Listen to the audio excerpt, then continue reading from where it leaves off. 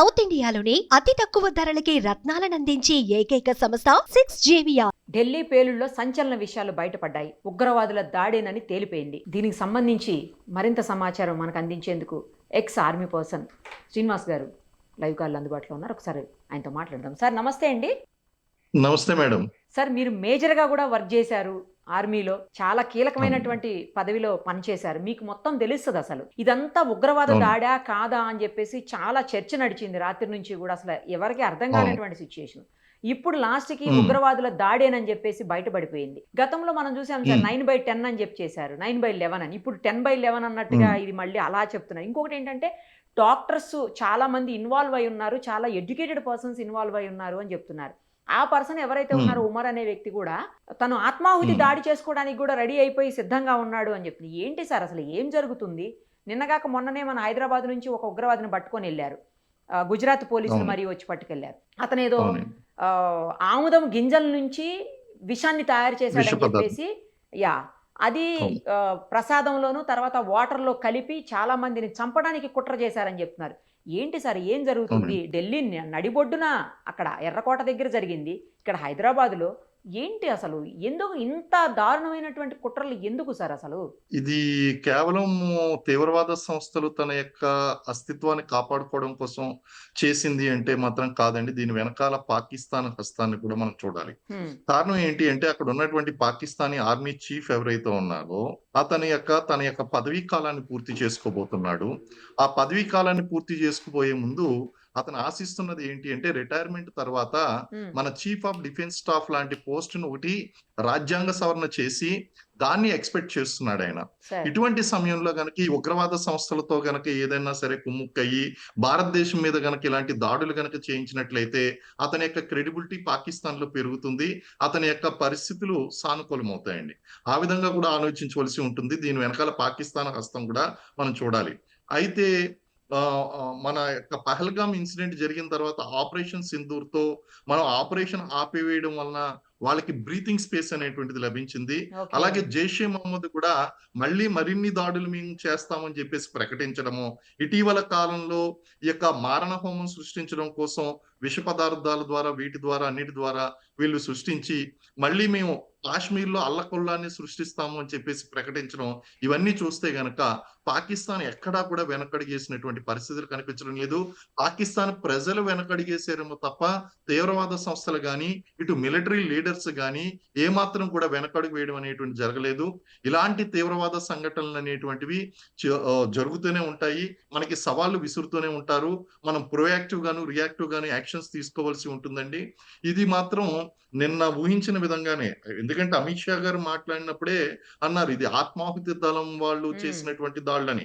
అంటే ఒక హోం మంత్రి గారు అటువంటి స్టేట్మెంట్ ఇచ్చారు అంటే అక్కడ ఖచ్చితంగా దర్యాప్తు చేస్తున్నటువంటి సంస్థలు నేషనల్ ఇన్వెస్టిగేషన్ ఏజెన్సీ గాని, ఇంటెలిజెన్స్ బ్యూరో గాని, ఎక్స్ప్లోజివ్ ఎక్స్పర్ట్స్ గాని వీళ్ళందరూ కూడా ఖచ్చితంగా ఆయనకి ముందస్తు సమాచారం అయితే అందించి మేము కన్ఫర్మ్ చేస్తాం. ఎందుకంటే ఆయన ప్రకటించలేదు, కన్ఫర్మ్ చేయలేదు, కేవలం ప్రిలిమినరీ ఇన్ఫర్మేషన్ మాత్రమే ఆయన స్పీచ్ లో ఆయన వెల్లడించడం జరిగింది. అలాగే ఆసుపత్రిలో చికిత్స పొందుతున్నటువంటి క్షతగాత్రులు ఎవరైతే ఉన్నారో వాళ్ళని స్వయంగా వెళ్ళి వాళ్ళని పరామర్శించి విషయాన్ని తెలుసుకున్నారు ఆయన. సో దీన్ని బట్టి ముందుగా ఊహించినట్టుగానే మనం అక్కడ ఈ టెర్రరిస్ట్ యాక్టివిటీ అనేటువంటిది తర్వాత మనకి కన్ఫర్మేషన్ అనేటువంటిది వచ్చింది. ఇప్పుడు మన యాక్షన్ ఏ విధంగా ఉండబోతుంది? ఎందుకంటే మనం చెప్పాం ఫర్దర్ గా ఒక్క యాక్షన్ చేసినా సరే మన దగ్గర నుంచి ప్రతిస్పందన అనేటువంటి చాలా తీవ్రంగా ఉంటుంది అని చెప్పేసి. ఎందుకంటే వాటర్ అండ్ బ్లడ్, రక్తం మరియు నీరు ఈ రెండు కూడా ఒకేసారి పారవు అని చెప్పేసి అక్కడ సింధు నదీ జలాల గురించి మోడీ గారు చెప్పినప్పుడు చెప్పారు. అలాగే టెర్రరిజాన్ని కూడా మేము సహించబోమని చెప్పేసి అన్నారు. అంటే ఇప్పుడు ఓపెన్ థ్రెట్ అనేటువంటిది విసరడం జరిగిందండి. డైరెక్ట్ గా మన యొక్క దేశ భద్రతకు ఇలాగే keep on they are poking. ఇప్పుడు ఏమైందంటే ఇద్దరు అన్నదమ్ములు ఉన్నారండి. ఇద్దరు అన్నదమ్ముల్లో ఒక అన్నేమో మంచిగా డబ్బు ఉన్నది, ఇంకొక తమ్ముడికి ఏమో డబ్బు లేదు. సో ఇతను ఏం చేస్తాడంటే అతన్ని డిస్టర్బ్ చేస్తూ ఉంటాడు. ఇప్పుడు పాకిస్తాన్ పరిస్థితి కూడా ఒకేసారి ఇద్దరం కూడా పురుడు పోసుకున్నప్పటికీ విడిపోయాం కదా! మనకి స్వతంత్రం అవును. వచ్చినప్పుడు ఒక అవును. రోజు తేడాలో ఇద్దరికీ స్వతంత్రం వచ్చిందండి. పురుడు పోసుకున్నాం. మనమేమో ముందుకు వెళ్తున్నాం. పాకిస్తాన్ వెనక్కి వెళ్తుంది. అక్కడ ఉన్నటువంటి ఆ యొక్క నాయకులు ఎవరైతే ఉన్నారో వాళ్ళ ప్రజల్ని మభ్యపెట్టడం కోసం భారతదేశం మీద బురద చల్లడం, భారతదేశంలో తీవ్రవాద కార్యకలాపాలను ప్రోత్సహించడం, కాశ్మీర్ వేర్పాటువాదాన్ని ప్రోత్సహించడం, ఇలాంటి రకరకాలైనటువంటి సమస్యలను సృష్టించి వాళ్ళకున్నటువంటి ఇంటర్నల్ ప్రాబ్లమ్స్ ఏదైతే ఉన్నాయో వాటిని కవర్ చేసుకోవడానికి ప్రయత్నిస్తున్నారు. నాయకులు, మిలిటరీ లీడర్స్ కూడా ప్రజలను మభ్యపెడుతున్నారండి. But this is very serious incident which has happened. మనం ఒకసారి ఆల్రెడీ ఆపరేషన్ సింధూర్ ద్వారా భారతదేశం యొక్క సత్తా ఎలా ఉంటుందో చూపించిన తర్వాత కూడా వాళ్ళకి బుద్ధి రాకుండా వాళ్ళు మీరన్నట్టు 9/11 ఇన్సిడెంట్ హ్మ్. జరిగింది. ఇప్పుడు 10/11 ఇన్సిడెంట్ జరుగుతుందండి. దీనికంటే ముందు తాజ్ మీద దాడులు చేశారు. సార్. అవును. అలాగే వాళ్ళు పెహల్గామ్ దాడులు చేశారండి. పుల్వామా సంఘటనలు జరిగినాయి. అంటే మనకి నంబర్ ఆఫ్ ఇన్సిడెంట్స్ అనేటువంటివి తగ్గినప్పటికీ కూడా ఈ జరిగినటువంటి ఇన్సిడెంట్‌ని చాలా సీరియస్‌గా చూడవలసి వస్తుందండి మనం. అవును. అవును. కారణం ఏంటి అంటే ఒక పక్కనేమో మనం దేశ భద్రతకు సంబంధించి పటిష్టమైనటువంటి ఏర్పాట్లను చేసుకుంటూ వస్తున్నాం. ప్రపంచ దేశాల్లో భారతదేశం యొక్క రక్షణ వ్యవస్థను పటిష్టపరుచుకుంటూ వస్తున్నాం. ఇండిజీనియస్‌గా మనం అనేక రకాలైనటువంటి వెపన్స్‌ని మనం తయారు చేసుకుంటూ ఎక్స్‌పోర్ట్ చేసేటువంటి దశకు వెళ్తున్నాం. ఇటువంటి సమయంలో ఇంటర్నల్ సెక్యూరిటీ, ఎక్స్‌టర్నల్ సెక్యూరిటీ అనేటువంటిది భారతదేశానికి సవాళ్లు ఎదుర్కోవడం చాలా సహజం. కారణం ఏంటి అంటే మనకు అంతర్జాతీయంగా ఒత్తిడి పెరుగుతుంది. People wanted India to be under pressure because of terrorism, and we keep on fighting with the internal security. దేశ అంతర్గత భద్రతకు సంబంధించి మనం కొట్టుమిట్టాడుతూ ఉంటే మన యొక్క ఆర్థిక వ్యవస్థ చిన్నాభిన్నంగా ఉంటుంది. వాళ్ళకి పోటీగా నిలవకుండా ఉంటామని చెప్పేసి ఇటు చైనా గాని అండ్ ఈ మధ్య కాలంలో అమెరికా, సరే. అలాగే పాకిస్తాన్ ప్రోత్సాహిత దేశాలు, చైనా ప్రోత్సాహిత దేశాలు, అమెరికా ప్రోత్సాహిత దేశాలన్నీ కూడా భారతదేశం మీద ముప్పెట దాడి చేస్తున్నాయి. అయినప్పటికీ కూడా మన అంతర్గత భద్రతను కాపాడుకోవాల్సినటువంటి కీలకమైనటువంటి గురుతరమైనటువంటి బాధ్యత ఈ రోజు మన నాయకులది, అలాగే మన ఉద్యోగులది, రక్షణ వ్యవస్థకి మనకుందండి. అసలు ఏం చూసుకొని సార్, ఎందుకంటే ఏ రకంగా చూసినా కూడా పాకిస్తాన్ అనేది మనకంటే బ్యాక్వర్డే అన్ని రకాలుగా.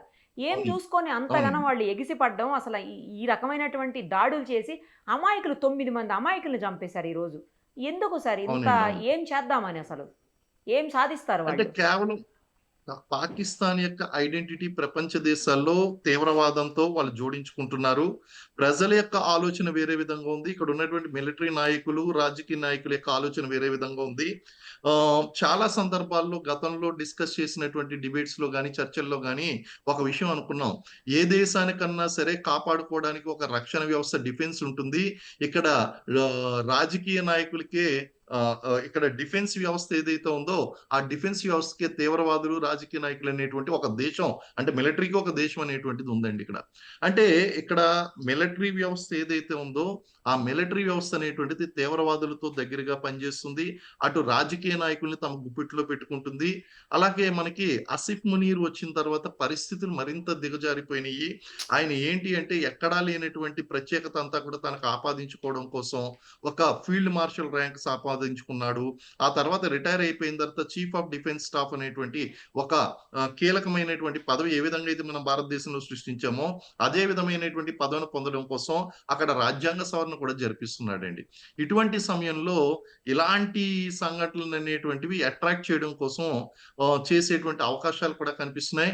పాకిస్తాన్ అనేటువంటిది ఏ విషయంలోనూ కూడా పోటీ పడలేక మనల్ని ఇబ్బందిలో పడేసేటువంటి సంఘటనలు కనిపిస్తున్నాయండి. కాశ్మీర్ వేర్పాటువాదంలో చూడండి, యుఎన్ఓలో తమ యొక్క గళాన్ని వినిపించలేకపోయింది, తమను తాము సమర్థించుకోలేకపోయిందండి. వాటినన్నిటినీ కూడా అలాగే క్రికెట్ లో చూడండి, క్రికెట్ లో కూడా వాళ్ళు మాటికి ఓడిపోతున్నారు భారతదేశం చేతిలో. అలాగే కనీసం మనం చేతులు కూడా కలపకుండా వాళ్ళని అవమానిస్తున్నాం. అంతర్జాతీయ ఆఖరికి వాళ్ళ కప్పు పట్టుకుపోయారు. కప్పు పట్టుకుపోయిన తర్వాత కప్పు ఇవ్వకుండా దాని గురించి కూడా మనం అంతర్జాతీయ స్థాయిలో వారు చేసినటువంటి తప్పుని మనం ఐసీసీలో మనం పేర్కొనడం అనేటువంటి జరిగింది. ఇవన్నీ కూడా చూస్తూ ఉంటే పాకిస్తాన్‌కి ప్రతి చోట కూడా ఎదురుదెబ్బ తగులుతుంది. కాబట్టి నేరుగా ఢీకొనలేక ఇలాగ దొంగ దారిన వాళ్ళు మనకి దెబ్బ కొడుతున్నారు. ఇక తీవ్రవాదుల యొక్క పరిస్థితి గనక మనం చూసినట్లయితే ఐడియాలజీ అండి. వాళ్ళ ఐడియాలజీ అనేటువంటిది లాంగ్ రన్ లో ఉండదు. ప్రస్తుతం వాళ్ళ అస్తిత్వాన్ని కాపాడుకునే విధంగా ఉంటుంది. వాళ్ళు మతం కోసం మత మౌఢ్యంతో మూడవ దశలో ఉన్నటువంటి మత తత్వంతో వాళ్ళు విరోధాత్మకమైనటువంటి మత తత్వవాదాన్ని ప్రదర్శిస్తూ ఆ యొక్క ఐడియాలజీలో జిహాద్‌లో పూర్తిగా కూలుకుపోయి తమ యొక్క ప్రాణత్యాగం కూడా చేయడానికి వాళ్ళు సిద్ధపడుతూ ఉంటారండి. కాబట్టి వాళ్ళు ఎందుకు మన దేశం ఈ విధంగా ఉంది, మనకి తినడానికి తిండి లేదు, మతం మనకి తిండి పెడుతుంది అనేటువంటి ఆలోచనలు అనేటువంటివి వాళ్ళకు ఉండవు. వాళ్ళని చిన్నప్పటి నుంచి కూడా ఆ యొక్క తీవ్రవాద శిబిరాల్లోకి తీసుకుని వెళ్ళిపోయి ఆత్మాహుతి కూడా చేసుకునే స్థాయికి వాళ్ళకి శిక్షణ ఇస్తారండి. కాబట్టి ఇవన్నీ కూడా చూస్తూ ఉంటే వాళ్ళకి ఈ దాడులనేటువంటివి చేయడం ఒక స్వతంత్ర సమరయోధుడు తన యొక్క స్వతంత్రం కోసం పోరాడుతున్నటువంటి ఫీలింగ్ లో వాళ్ళు ఉంటారే తప్ప మనం హింస చేస్తున్నాం అనేటువంటి ఆలోచనలో ఎంత మాత్రం కూడా వాళ్ళు ఉంటారండి. ఇవన్నీ కూడా చూస్తుంటే తీవ్రవాదాన్ని మనం చాలా లాంగ్ రన్ లో హ్యాండిల్ చేయవలసి ఉంటుంది. దీనికి ఇమ్మీడియట్ సొల్యూషన్ అనేటువంటిది మనకు దొరకడం కష్టం అండి. రైట్ సార్, చూద్దాం. ఖచ్చితంగా దీనికి యాక్షన్ చేశారు కదా, రియాక్షన్ డెఫినెట్ గా మన సైడ్ నుంచి ఉంటుంది. Thank you sir. ఉంటుందని అనుకుంటున్నాం. ఆపరేషన్ 2 సింధూర్ 2 తో మనం Correct. సమాధానం చెప్పాలి అని చెప్పేసి కోరుకుంటున్నాము. లెట్ us see అండి. Thank you. Thank you sir.